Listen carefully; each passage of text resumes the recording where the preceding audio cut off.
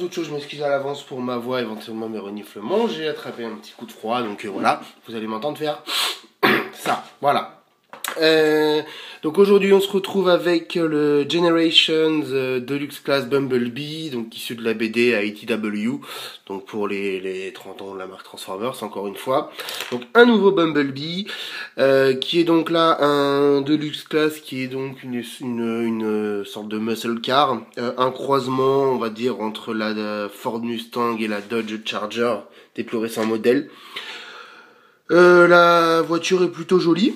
Maintenant la couleur est pas phénoménale, c'est du jaune et comme bien souvent je ne sais pas pourquoi le jaune est toujours une couleur qui fait souvent dégueulasse sur les Transformers et sur celui-ci bah, malheureusement c'est le cas.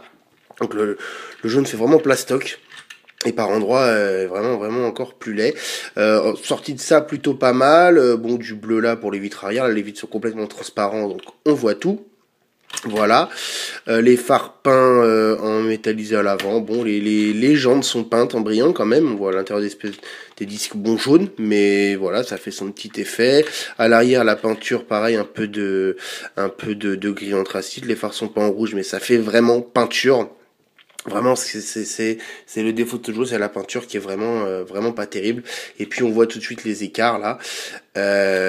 Voilà, bon, sans quoi, non, la voiture est plutôt jolie. Hein. Voilà, elle est plutôt sympathique, mais il y a du boulot à refaire au niveau de la peinture. Il arrive avec ses armes que vous mettez là de chaque côté. Comme ceci, voilà, je sais plus du tout ce que c'est comme arme, je lis pas la BD et comme elle est pas fournie comme d'habitude, bah je ne sais pas comment ça s'appelle, mais voilà, vous pouvez les mettre des deux côtés. Donc là c'est un espèce de bleu très clair en transparence qui est plutôt joli. Là vous voyez tout de suite que contrairement au plastique qui est moulé en jaune, là c'est peint par dessus, donc ça fait une espèce de jaune foncé presque vert, vraiment complètement différent. Bon voilà, l'arme est pas c'est pas foncièrement moche, mais voilà, réalisation moyenne, mais bon voilà, une belle voiture au niveau de la forme en tout cas. Comparaison de taille, le voilà à côté de Trail Cutter. On est quand même sur quelque chose de plus gros, hein. Ce qui est assez bizarre parce qu'un 4x4 devrait quand même être plus gros, mais voilà, elle est bien sûr moins haute, mais en longueur, il n'y a pas photo. Vraiment plus longue, hein, voilà, Trail Cutter arrive là. Non, vraiment une bonne taille pour ce robot en mode véhicule. On va passer à la transformation. Alors, c'est pas bien compliqué, c'est assez classique. Même vous allez commencer par écarter ces parties-là, comme ceci. Donc, détacher les portes là, dans un premier temps, pardon. Hop. Alors, voilà. Séparer les portes là, hop, comme ceci. Et vous allez séparer ces deux parties-là. Là, vous allez pouvoir lever cette partie-là, sortir les jambes comme ceci. Vous allez ici la faire pivoter cette partie-là, en fait faire glisser là, comme ceci. Hop. Voilà, là en fait, c'est pas évident, puis c'est assez dur, hein. J'ai dû le retravailler, c'était vraiment très dur. Voilà, là on voit peut-être un peu mieux. Comme ça, vous allez ramener les pieds là. Comme ceci. Voilà, ce qui nous donne les jambes. Ici, là, hop, on voit, oui, on voit. Vous allez faire pivoter cette partie-là. Hop. Là, pareil. On va faire glisser toute cette partie-là. Et youhou! La tête de Bumblebee. À l'arrière, vous allez ramener ça, cette partie-là, ici, là. La glisser là. Il y a un petit picot qui va se mettre ici, qui va plus ou moins tenir. Plutôt moins que plus, d'ailleurs. Là, pareil, ici, en fait, ça se clipse, mais... bon, ça a tendance à vite se barrer. Et puis au niveau des portières, bah, vous avez un pivot là, plus les portières qui peuvent s'écarter. Voilà. Et vous avez votre Bumblebee version IDW en mode robot.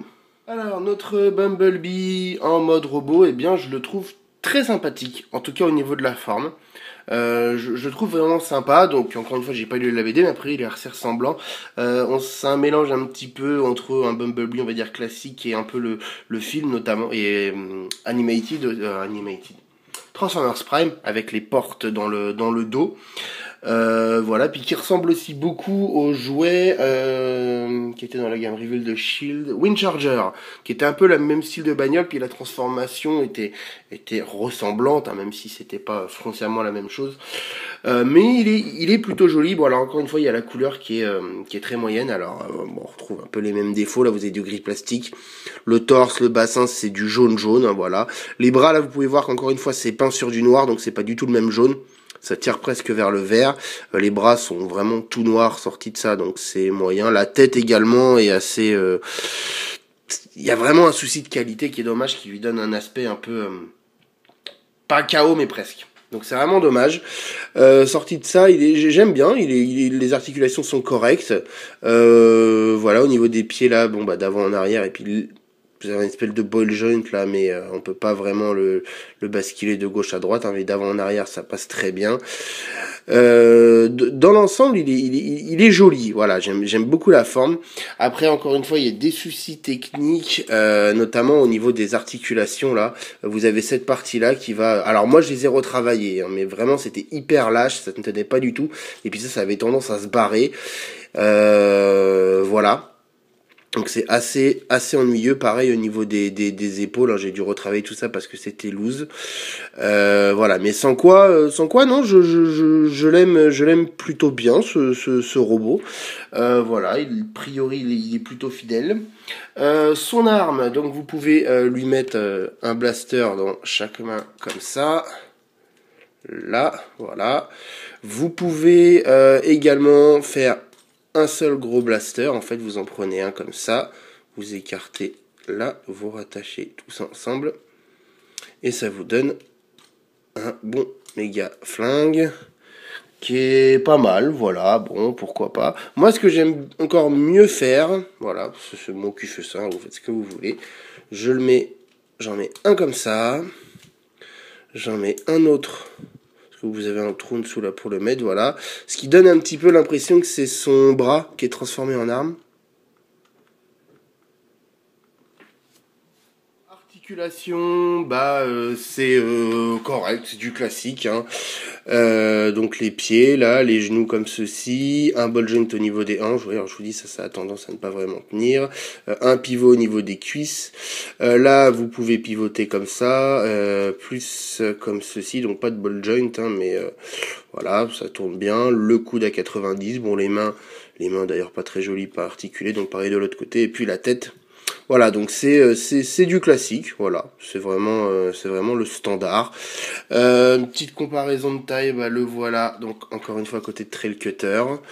Donc je vais essayer de bien le redresser, ce qui est pas toujours évident. Voilà, bah c'est kiff, voilà. Autant le véhicule il est plus grand, autant là c'est kiff. Non, la taille est correcte. La taille est correcte pour les Deluxe qu'on a actuellement. Non, c'est vraiment correct. Non, vraiment pas de souci. Voilà. Pas de souci à ce niveau-là, pas de défaut majeur à ce niveau-là.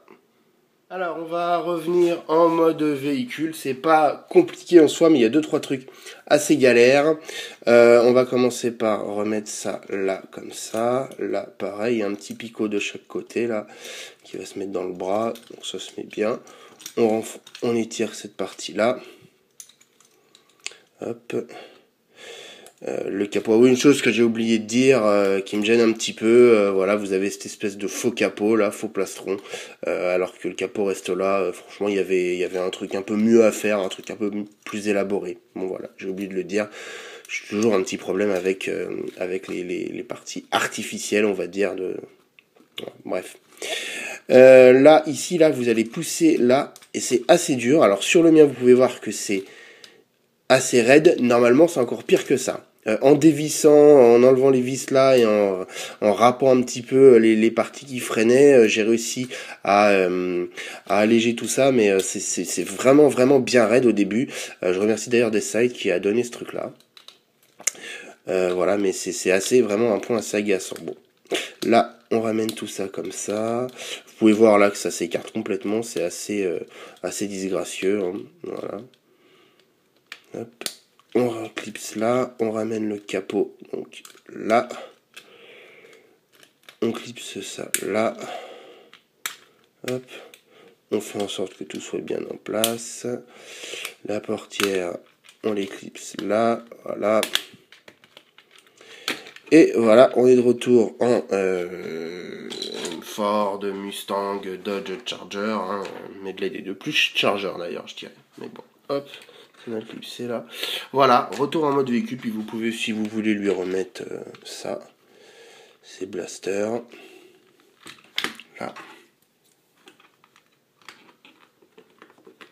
Et voilà. Ouais, en conclusion, bah écoutez, c'est un jouet qui me plaît bien. Voilà, j'aime la transformation et classique. Le mode robot me plaît bien, la voiture aussi. Bon, voilà, bon, franchement, il y a quand même des soucis de qualité au niveau de la couleur, au niveau du matériel qui fait que c'est pas du tout un jouet indispensable. Mais sorti de ça, le moule en lui-même est quand même intéressant et je le trouve plutôt joli. Alors maintenant, il y a ceux qui vont être allergiques au Bumblebee. Personnellement, j'ai pas de souci avec lui. C'est vrai que les derniers jouets qu'on avait, notamment dans la série Transformers Prime, commençaient à me gaver un petit peu, mais c'était des retools, de récolo, de jouets utilisés une fois, deux fois, 10 fois. Effectivement, ça devient relou. Moi, à partir d'un moment où le jouet est plutôt sympa, eh ben, je vois pas j'ai pas de souci avec ça. Donc vraiment, celui-là, je suis content de l'avoir pris. Maintenant, honnêtement, pour les prix auxquels ils sont vendus, il y a vraiment un gros souci. Ça fait partie de ceux qui sont pas franchement soignés et que je vais de toute façon retaper.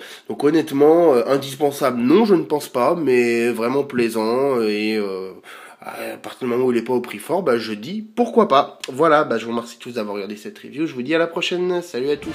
Transformers.